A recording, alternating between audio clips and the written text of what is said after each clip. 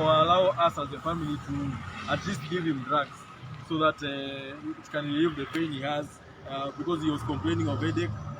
He had some sore throat, and he was also complaining of general weakness in his body.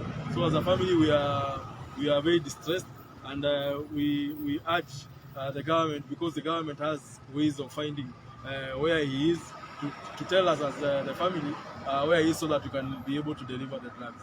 Thank you very much. So at what time did you learn of his disappearance? Actually, I saw it on social media, and a few friends called me at around 3 p.m. in the afternoon. At that time, I was in office and I was working, so it really disturbed my workflow and what I was doing. Thank you very much.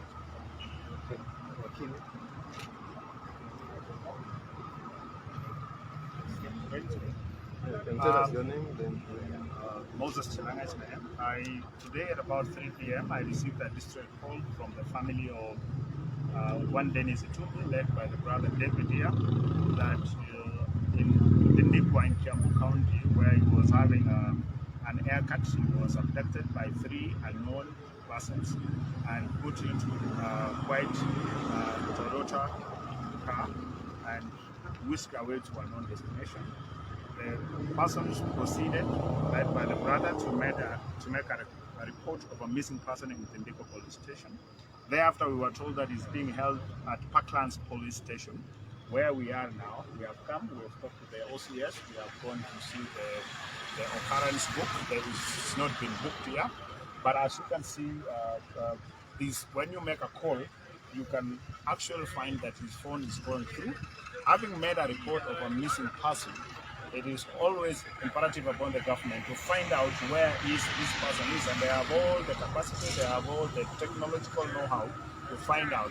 And as Ms. Mia was showing that his phone is going through, and it is unfortunate that no one is telling us where he is. So it is incumbent upon the government to tell us where Dennis is being held, especially being told that at Kiambu and Tendekwa there was a police car nearby where he was being whisked away. So there is a reasonable inference by the family and the friends and people concerned that he is in the police custody. And this is not the first time Dennis is being arrested. He's been arrested so many times, and this is not the first time we've seen in this country there is enforced disappearances. We believe that either Dennis is being whisked away, or his disappearance is enforced by the state, and also even the recent occurrences. And also we have another belief that being a long festive season, people would want to hold him in custody for 5 days, because the next court appearance is on 27th of December. So he will be held in custody for a record 4 days. And thereafter, we are not strangers to the fact that the last court appearance, the state asked that he wanted to be held for further. So we're asking for the government that to trace whoever is holding Dennis, and if they are holding him, to tell us where he is. The Inspector General of Police to tell us which police station is being held. Parklands are saying they are not holding him. Tindiko are saying they are not holding him. So any police station which is holding Dennis, please get in touch with the family so that they can give him the supplies as he said it's unwell. Thank you very much. Thank you very much. I think, as you are aware, we are at Parklands police station, and because of today happenings in the afternoon, where we believe that the state agents have facilitated the abduction of one Dennis Itumbi, and you are aware that Dennis Itumbi has always been for this country. He has always stood peace, justice, and democracy in the country. And we believe, because we have met the OCS in charge of this police station, and he has confirmed to us that they are not holding Dennis here. But we believe this is just cat and mouse games that they are trying to play, because the eyewitnesses can confirm that the people who picked him we believe to be the state agents, and these are just enforced disappearances.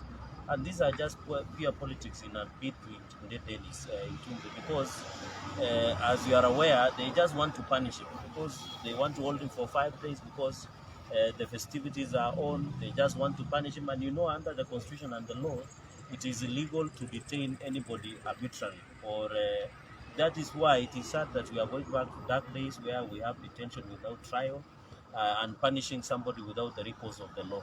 So we are aware that according to the reliable sources, that the police are holding him, and they should be honest, and we want to appeal to the CS in charge of Interior and Inspector General of Police that the power they given by Constitution was not in a way to intimidate and blackmail and coerce Kenyans like Dennis Itumbi. And I think this is very important, that Kenyans should know that anybody who opposes the government, the only thing that the IG and CS in charge of Interior will do is just to arrest you and intimidate you like the rest of us. And we believe it is a orchestrated move to intimidate people who have a specific affiliation, political and more so, to the Hustler Nation. And you know very well that Dennis Itumbi has been exposing the monkey business that the senior government officials have been doing during this period.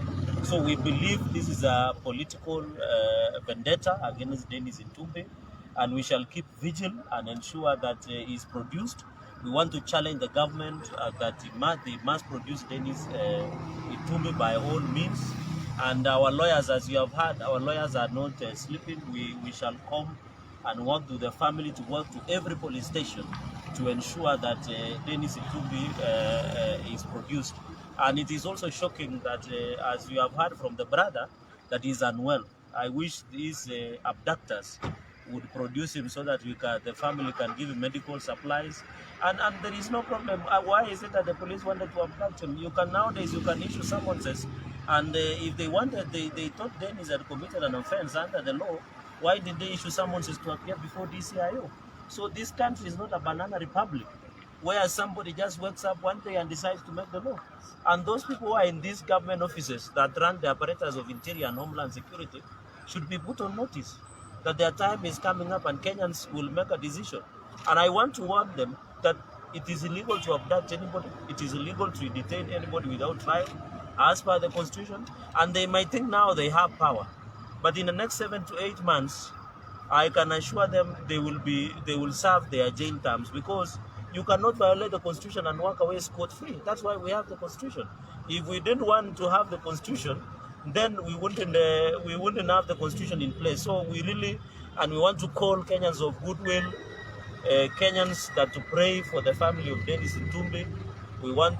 We are keeping vigil. This should be a happy season, should be a Christmas. Dennis should be spending with his family. You can see the family members are here. Every Kenyan has a right to celebrate with their family. But unfortunately, the police and the powers be and autocrats that are using, and you know the sad thing, my brothers and sisters, is that they are using our taxpayers' money to frustrate and make us suffer. But it is so sad. But we shall soldier on. We shall stand together. And this issue of punishing by the state of anybody who supports William Ruto must come to a stop. Everybody has a right to support whoever they want. Why is it that they are punishing Dennis Itumbi because of supporting the Deputy President, Dr. William Ruto? If they think, why don't they support their candidates without intimidating us? And as some of us no longer fear, they can use the bullet, they can use police station, they can create, and I want to urge them, because they want to arrest everybody that supports William Ruto, they should start building many police cells and prisons, because they will need to put millions and millions of Kenya inside, because if they believe that will stop the Hustler Nation movement. But Dennis, we want to tell you, wherever you are, we are praying for you. We shall keep vigil, and as a lawyer also, we shall work closely with a team and battery of lawyers to ensure that Dennis shall be released before the Christmas festivities. So thank you very much. Unless there is any other question. Asanteni. Continue with the Yes, no one photo. Where now? Just no, don't move back. The call. Oh, the call is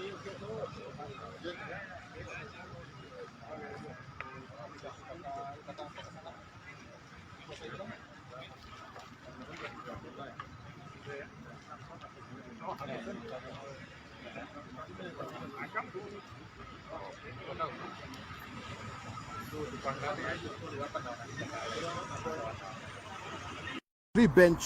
In their three-judge bench decision in June last year, the court was clear at paragraph 176 that we therefore find,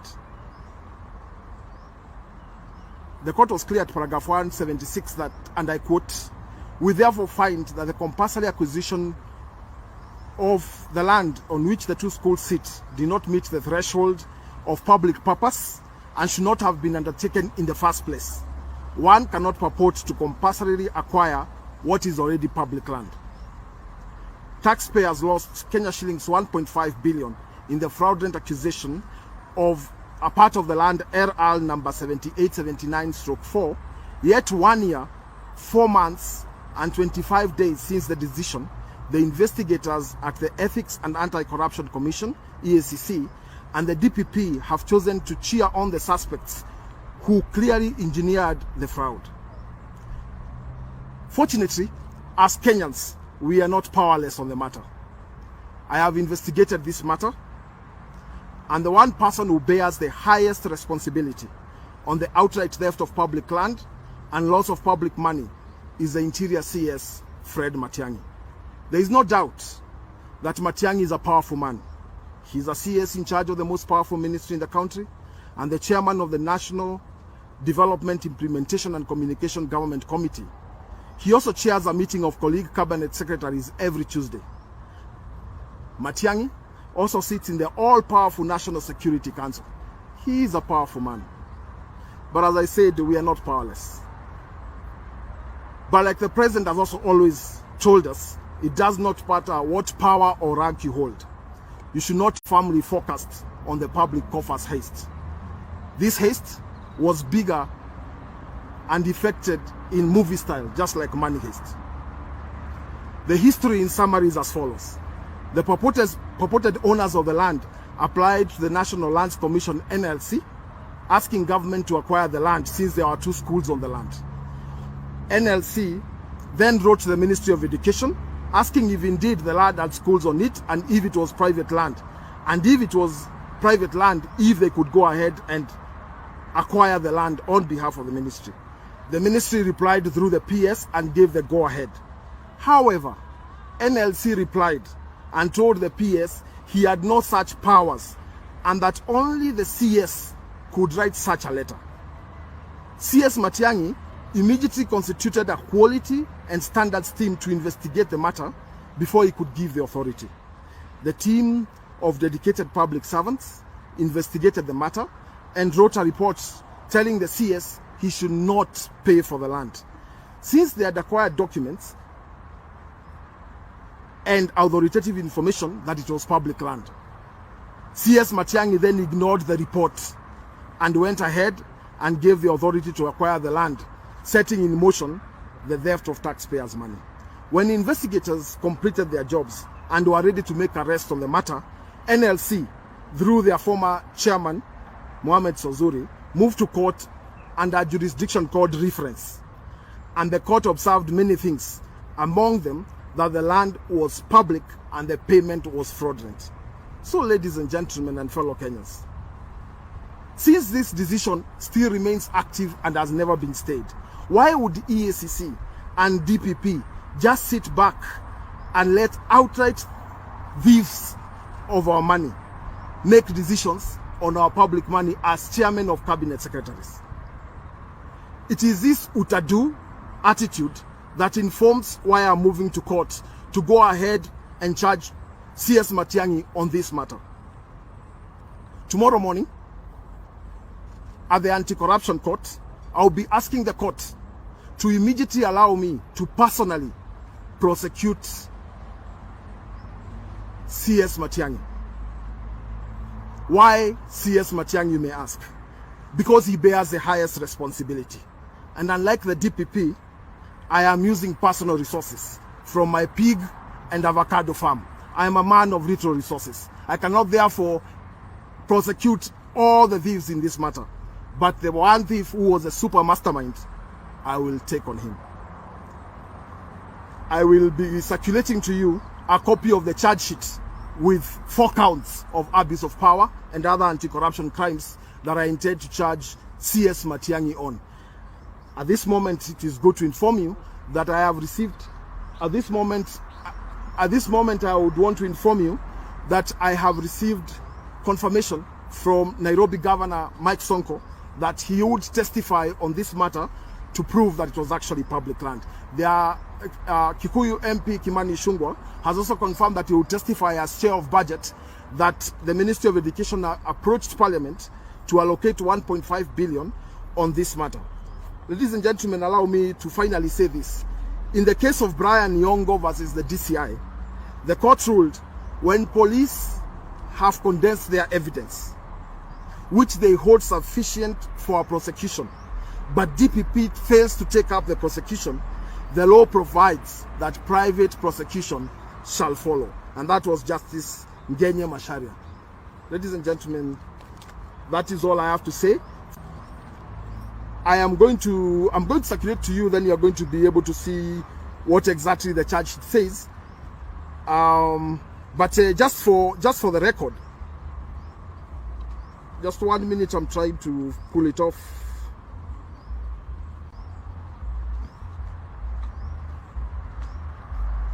I have attached, I'm going to court with 193 pages of evidence to show how this crime was effected. Both there is a document and there is audio in different places, including the meetings that were held. So just to go on record, the first charge I am going to be taking on Matiangi is on abuse of power, abuse of office, contrary to section 46, as led with section 48(1) of the Anti-Corruption and Economic Crimes Act. Then count number 2 is willful failure to comply with the law and applicable procedure and guidelines related to the management of public funds. Count number 3, committing an offense or financial misconduct contrary to section 197(1) of the Public Finance Management Act. And finally, a conspiracy to defraud contrary to section 317 of the Penal Code, Cap 63 of the laws of Kenya. That is all, ladies and gentlemen, unless you're a private prosecutor to go to court, so that not everyone is going to court to do this thing. The law provides that you allow the EACC, the police, and the DPP to do the investigations. I think since this was effected in 2017 and the investigation started in 2018, we've given DPP and EACC sufficient time, and now it is time for us to ask the questions directly in court. Let me also say this: if the court allows us to go on with the private prosecution, we are going to call you again, because there is a ruling by Justice Mombingogu on public servants who are charged in court. I'm sure I don't need to say more than that. You can go and check.